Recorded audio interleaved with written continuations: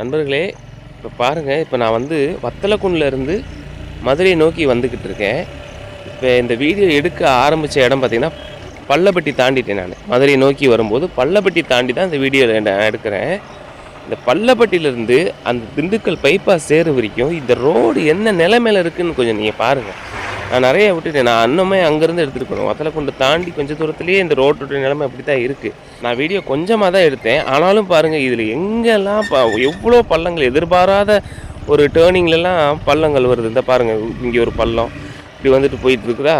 இதுவே யாராவது இப்போ டூ வீலரில் வர்றவங்க, சிங்கிளாக வர்றவங்க பசங்க அப்படின்னா டக்குன்னு வேலைக்கு போயிடலாம். ஒருவேளை ஃபேமிலியாக யாராவது வராங்க அப்படின்னா, எதிர்பாராத பிள்ளைகள்லாம் ஏற்றிட்டு வராங்க அப்படின்னா ரொம்ப சிரமமாக இருக்கும் ஓட்டுறதுக்கு கண்டிப்பாக. ஏன்னா ஒருவேளை நீங்கள் வீடியோவில் பார்க்கும்போது அந்த பள்ளம் சின்னதாக இருக்கிற மாதிரி இருக்கலாம் பள்ளங்கள்.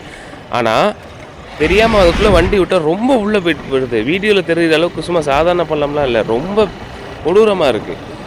அதுவும் நீங்கள் நைட் ட்ராவல் இந்த ரோட்டில் நீங்கள் பண்ணுறீங்க. எதுவும் சாதாரண ரோடு இல்லைங்க. இது ஒரு கிராமத்தில் உள்ள ரோடு கிடையாது.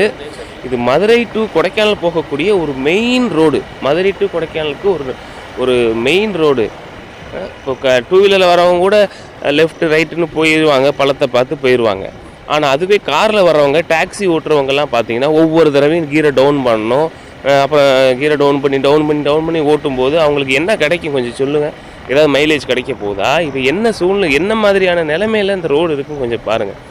அது மட்டும் இல்லை, மதுரையிலேருந்து வரக்கூடிய நிறைய வெளிநாட்டு சுற்றுலா பயணிகள்லாம் இந்த ரோட்டில் தான் கொடைக்கானல் போய் ஆகணும். அவங்க என்ன நினைப்பாங்க பாருங்கள், ரோடு என்ன கண்டிஷனில் இருக்குதுன்னு நினைக்கும்போது நமக்கே சங்கட்டமாக இருக்குது. அதனால் தயவுசெய்து, ஒருவேளை நீங்கள் மதுரை டு கொடைக்கானல் போகணும் அப்படின்னு நீங்கள் நினச்சிங்கன்னா, நீங்கள் வந்து இந்த ரோட்டை கொஞ்சம் அவாய்ட் பண்ணுங்கள். வேறு வழி இல்லை. நான் பொறுமையாக போய் ஆகணும்னா நீங்கள் போங்க. இல்லை நைட் டைம் தயவுசெய்து நீங்கள் அவாய்ட் பண்ணிடுங்க இந்த ரோட்டில். அது குறிப்பாக டூ வீலரில் போகிறவங்க இந்த வழியை நீங்கள் அவாய்ட் பண்ணிடுங்க.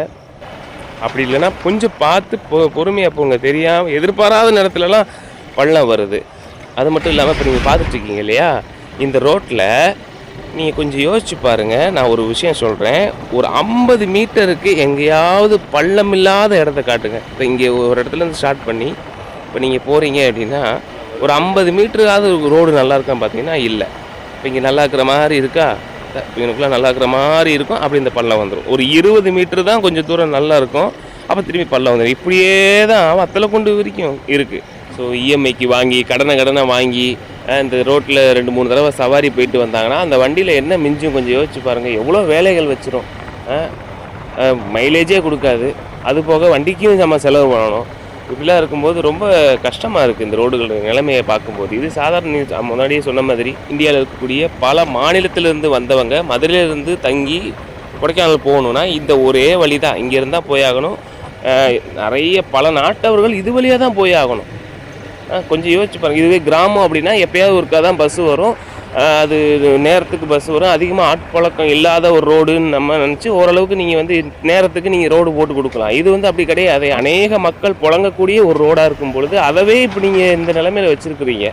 கொஞ்சம் யோசிச்சு பாருங்கள். இது ஒருவேளை நீங்கள் பார்க்குற யாராவது தயவுசெய்து இதை ஷேர் பண்ணுங்கள். சம்மந்தப்பட்ட அதிகாரிகளுக்கு இது போய் சென்றடையணும். ஏன்னா இந்த ரோட்டில் அநேக கர்ப்பிணி பெண்களும் போவாங்க. திடீர்னு வரும்போது நைட்டு ரோட்டில் டம்முன்னு விட்டாங்கன்னா கொஞ்சம் ரொம்ப அசம்பாவிதங்கள் ஆயிடக்கூடாது. ஏன்னா நார்மல் ரோடு மற்ற இது அதிகமாக புழங்காத ரோடுனா பரவாயில்ல. இது வந்து ரொம்ப முக்கியமான ஒரு சாலை.